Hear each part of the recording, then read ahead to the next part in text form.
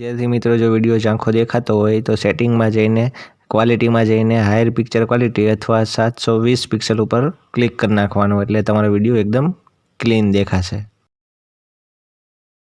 Hello विद्यार्थी मित्रों, welcome to YouTube channel D solution. आज આપણે વાત करवानी છે ધોરણ 7 માં હિન્દીની આઈડિયલ સ્વાધ્યાય પોથીમાં સત્ર 1 નો 8મો અને છેલ્લો પાઠ છે આ સત્રનો દોહા અષ્ટક એટલે કે દોહા છે, બરાબર। એ આજે આપણે જોવાનો છે। વિડીયો ગમે તો લાઈક કરજો, શેર કરજો, કોમેન્ટ કરજો અને બીજા તમારા મિત્રો હોય તો એને જરૂરથી જરૂર વોટ્સઅપમાં શેર કરજો, જેથી કરીને ગામડાના છેવાડાના વિદ્યાર્થીઓ સુધી આપણા વિડીયો પહોંચી શકે અને એ પણ ભણી શકે। ચાલો તો હવે આપણે પાઠની શરૂઆત કરીએ। એમાં સૌથી પહેલાં આવે છે વિકલ્પો। ચાલો પહેલું છે पथी को खजूर के फल नहीं मिलते क्योंकि, तो जवाब आवશે ए, वे अति दूर ऊंचाई पर लगते हैं। પછી બીજું कबीर के अनुसार कौन सा पेड़ बड़ा होने पर भी किसी का काम का नहीं है, तो जवाब आवશે बी, खजूर। પછી ત્રીજું किसका स्वभाव सूप जैसा होना चाहिए, तो जवाब आवશે ए, साधु का। પછી ચોથું किसके संयोग की तरह हमें रहने की सीख तुलसीदास जी ने दी है, तो जवाब आवશે बी, नदी नाव। પછી પાંચમું रहीम का पूरा नाम क्या है, तो जवाब आवશે सी, अब्दुल रहीम खान खाना। પછી छठુं प्रेम का धागा न तोड़ने की खीस किसने दी है, तो जवाब आवશે सी, रहीम ने। પછી सातमुं कौन अपने फल खुद नहीं खाते, तो जवाब आवશે ए, तरुवर। પછી બીજો પ્રશ્ન છે रिक्त स्थानों की पूर्ति कीजिए। ચાલો એમાં પહેલું છે तुलसी संसार में भांति भांति के लोग। પછી બીજું तुलसी हाय गरीब की कबहू न खाली जाए। પછી ત્રીજું रहीमन धागा प्रेम का मत तोड़ो चटकाए। પછી ત્રીજો પ્રશ્ન છે सही वाक्य के सामने सही और गलत के सामने गलत का निशान लगाए। ચાલો એમાં પહેલું છે लालच बुरी बला है, तो जवाब આવશે સાચું। પછી બીજું लोहार की धोकनी से लोहा भस्म हो जाता है, तो जवाब આવશે સાચું। પછી ત્રીજું प्रेम का धागा तोड़ने के बाद जुड़ता है तो गांठ पड़ जाती है, तो जवाब આવશે સાચું। चौथा प्रश्न है निम्नलिखित प्रश्नों के एक दो वाक्य में उत्तर लिखिए। चलो एમાં પહેલું છે खजूर का पेड़ बड़ा होता है फिर भी कबीर उसको महत्व क्यों नहीं देते, तो कि बड़ा होने पर भी कबीर खजूर के पेड़ को महत्व नहीं देते क्योंकि मुसाफिर को उसकी छाया नहीं मिलती और उसके फल भी बहुत ऊंचाई पर लगते हैं। પછી બીજું છે साधु पुरुष कैसा होना चाहिए और क्यों, तो कि साधु पुरुष सुख के समान स्वभाव वाला होना चाहिए क्योंकि सुख के अच्छे अनाज એટલે કે સારી વસ્તુ को ग्रहण कर कचरे को बाहर फेंक देता है। પછી ત્રીજો પ્રશ્ન છે मक्खी को हाथ मलने और सिर धुलने की नौबत कब आती है, तो कि मक्खी गुड़ खाने के लिए लालच में पड़ी रहती है इसलिए उसे हाथ मलने और सिर धुलने की नौबत आती है। तो चौथो प्रश्न है मक्खी पर आफत क्यों आई, तो कि मक्खी गुड़ खाने के लिए लालच में पड़ती है और उसमें फंस जाती है, उसके पंख गुड़ में चिपक जाती है जिससे वह उड़ नहीं सकती है। પછી પાંચમું છે लालच रखने से क्या होता है, तो कि लालच मनुष्य की विवेक बुद्धि को नष्ट कर देता है, जो व्यक्ति लालच में पड़ता है वह अंत में पछताता है। छठो है तुलसीदास जी सबसे हिल मिलकर रहने के लिए क्यों कहते हैं, तो कि तुलसीदास जी सबसे हिल मिलकर रहने के लिए कहते हैं क्योंकि हमें उससे सुख शांति और सुरक्षा मिलती है, आपस में प्रेम भाव बढ़ता है। પછી સાતમું છે रहीम जी सज्जनों के परोपकारी स्वभाव के बारे में क्या कहता है, तो रहीम भी कहते हैं कि सज्जन दूसरों का भला करने के लिए ही संपत्ति का संग्रह करते हैं। પછી आठवां प्रश्न है गरीब की हाय से क्या होता है, तो कि गरीब की हाय से उसे परेशान करने वाले का सर्वनाश हो जाता है। પછી नवमों सज्जन लोग अपनी संपत्ति का उपयोग कैसे करते हैं, तो कि सज्जन लोग अपनी संपत्ति का उपयोग दूसरों का भला करने के लिए करते हैं। પછી दसमों आप गरीब लोगों की मदद कैसे कर सकते हो, तो कि हम गरीब लोगों को रोजिंदा ज़रूरत के सामान देकर वह यदि वह बीमार है तो इलाज करवा कर उनकी मदद कर सकते हैं। मौसम के अनुसार लोगों को कपड़े भी दे सकते हैं। પછી 11वां पर का हित के लिए क्या करना चाहिए, तो कि पर का हित के लिए किसी भी प्रकार के फल की उपेक्षा रखे बिना लगातार कार्य करते रहना चाहिए, दूसरों का भला करने के लिए संपत्ति का संग्रह करना चाहिए। પછી 12वां है कैसे लोग दूसरों का भला करते हैं, तो कि जो लोग सज्जन होते हैं वे दूसरों का भला करते हैं, वे अपनी संपत्ति का उपयोग अन्य लोगों की भलाई के लिए करते हैं। પછી 13वां है बड़ों को देखकर क्या नहीं करना चाहिए, तो कि बड़ों को देखकर छोटों की उपेक्षा नहीं करनी चाहिए। પછી 5वां प्रश्न है निम्नलिखित प्रश्नों के उत्तर लिखिए। रहीम प्रेम का धागा तोड़ने के लिए क्यों मना करते हैं, तो कि प्रेम का धागा बहुत नाजुक होता है, यदि वह एक बार टूट जाए तो फिर जुड़ता नहीं है, अगर जुड़ता भी है तो उसमें गांठ पड़ जाती है अर्थात पहले जैसी मजबूतता नहीं रहती है। પછી બીજું છે बड़े लोगों की संकुचित मनोस्थिति व्यक्त करने के लिए खजूर के पेड़ का उदाहरण क्यों दिया गया है, तो कि खजूर का पेड़ बड़ा होता है परंतु उससे राही को न छाया मिलती है न फल मिलते हैं। उसी प्रकार बड़े लोगों की मनोवृत्ति भी संकुचित होती है, दूसरों को उनसे कोई लाभ नहीं होता।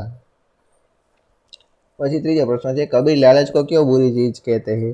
तो कि कबीर लालच को बुरी चीज कहते हैं क्योंकि वह मनुष्य के विवेक बुद्धि को नष्ट कर देता है, जिससे बाद में उसे पछताना पड़ता है। जिस प्रकार मक्खी लालच के कारण गुरु पर बैठती है और उसमें फंस जाती है, फिर पछताती है। પછી ચોથું છે, जगत के लोगों के साथ हमें किस तरह रहना चाहिए? तो कि जगत के लोगों के साथ हमें हिल मिल कर रहना चाहिए। हिल मिल कर रहने से आपस में प्रेम भाव बढ़ता है। किसी से वैर नहीं करना चाहिए, एक दूसरे को सहयोग देना चाहिए, सभी के सुख दुख में उनके साथ रहना चाहिए। પછી पांचवुं છે, गरीब की हाई के लिए कौन सा उदाहरण दिया गया है? तो कि गरीब की हाई के लिए लुहार की धोकनी का उदाहरण दिया गया है। मरे हुए जानवर के चमड़े से बनी धोकनी से निकलती हवा आग को तेज करती है, इस आग में लोहा भी भस्म हो जाता है। इस तरह गरीब की हाई सब कुछ बर्बाद कर सकती है। પછી છઠ્ઠો પ્રશ્ન છે, નિમ્નલિખિત પ્રશ્નો के उत्तर लिखिए। પેલું છે, માખી ગુડ થી બુરી બલાય? તો કે માખી गुड़ में गड़ी रहे पंख रहियो लिपटाए, हाथ मले और सिर धुने लालच बुरी बलाए। પછી બીજી છે, तरुवर फल नहीं खात है सरवर पिय न पानी, कही रहीम पर काज हित संपत्ति संचही सुजानी। પછી ત્રીજું છે, रहीमन देखी बड़े न को लघु न दीजिए डारी, जहाँ काम आवे सुई कहाँ करे तलवारी। પછી સાતમો પ્રશ્ન છે, पंक्तियों का भावार्थ लिखिए। चलो पेलू है, साधु ऐसा चाहिए जैसा शुभ शुभाए, सार सार को गही रहे थोड़ा थोथा देह उड़ाए। तो प्रस्तुत दोहे में कबीर जी कहते हैं कि इस संसार में ऐसे सज्जनों की जरूरत है जैसे अनाज साफ करने वाला शुभ होता है, जो सार्थक को अर्थात अच्छे अनाज के दानों को बचा लेता है और निरर्थक कचरे को उड़ा देता है। उसी प्रकार सज्जन भी ज्ञान की बातें ग्रहण करता है और व्यर्थ की बातों पर ध्यान नहीं देता है।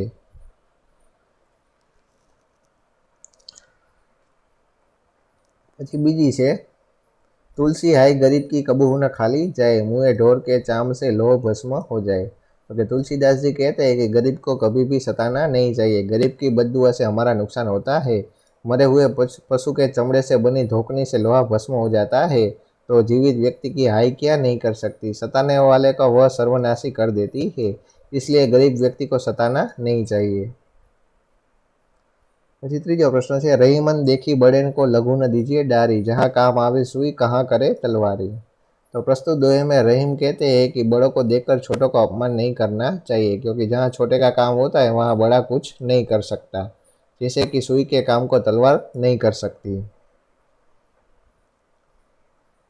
પછી આઠમો પ્રશ્ન છે, નિમ્નલિખિત મુહાવરો का अर्थ देकर वाक्य प्रयोग कीजिए। चलो एમાં પેલું છે, हाथ मलना, तो એનો अर्थ થાય પછતાना। वाक्य था कि समय का सदुपयोग न करने वाले हाथ मलते रह जाते हैं। પછી બીજું છે, सुर धुनना, तो કે पछताना, तो એનું वाक्य થાય છે, बिल्ली को मारने के बाद रामू की बहू को सिर धुनना पड़ा।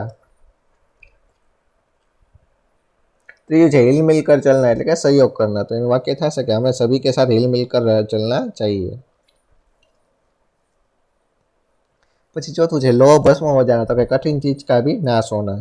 वाक्य था से, जब आग में लोहा भस्म हो जाता है तो अन्य चीजों का क्या कहना।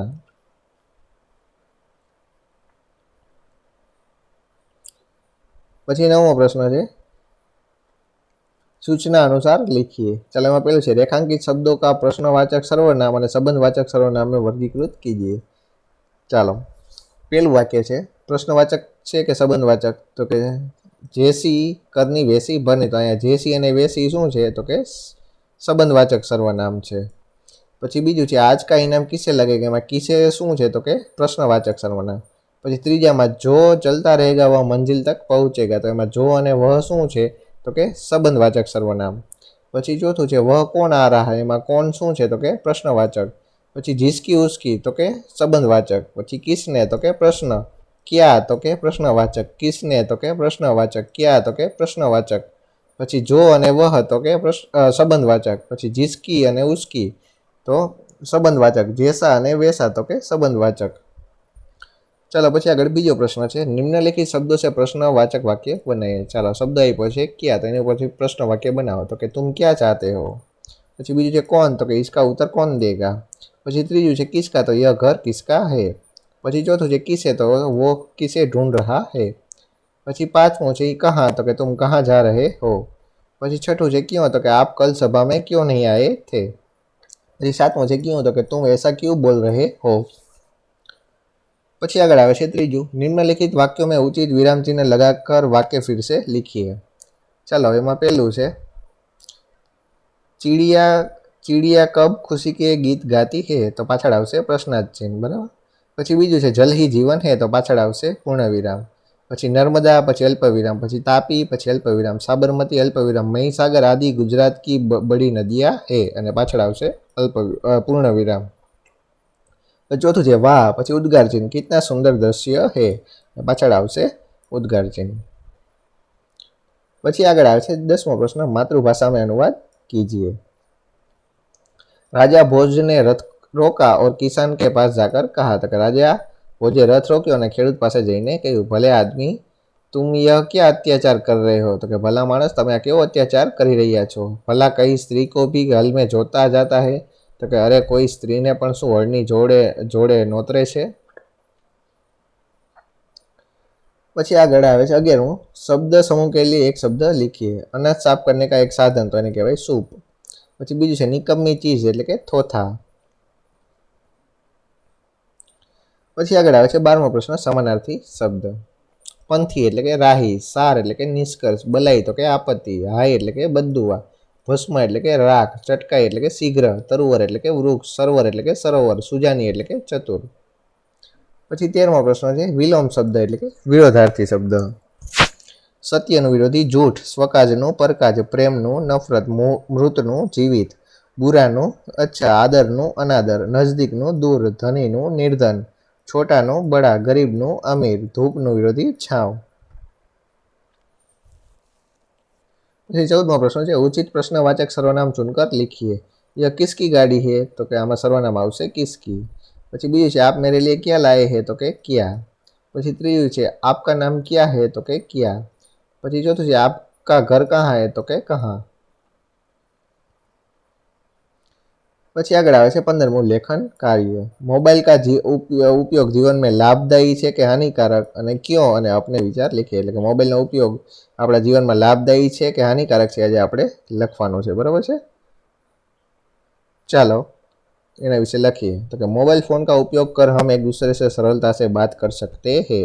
आज बच्चे बूढ़े नौजवान सभी मोबाइल फ़ोन का उपयोग करते हैं, क्योंकि ये उन सब की ज़रूरत है। मोबाइल फ़ोन में जैसे पूरी दुनिया समा गई है।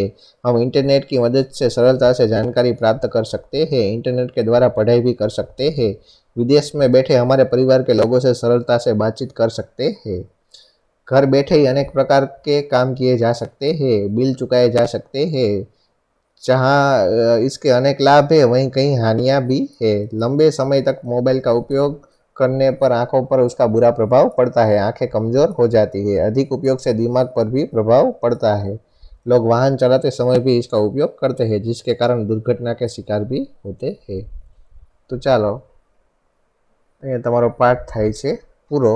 છેલ્લો પાઠ હતો એ પણ પૂરો થાય છે। વિડીયો ગમે તો લાઈક કરજો, શેર કરજો, કોમેન્ટ કરજો, અને ખાસ તો તમારા બીજા મિત્રોને વોટ્સઅપમાં જરૂરથી જરૂર શેર કરજો।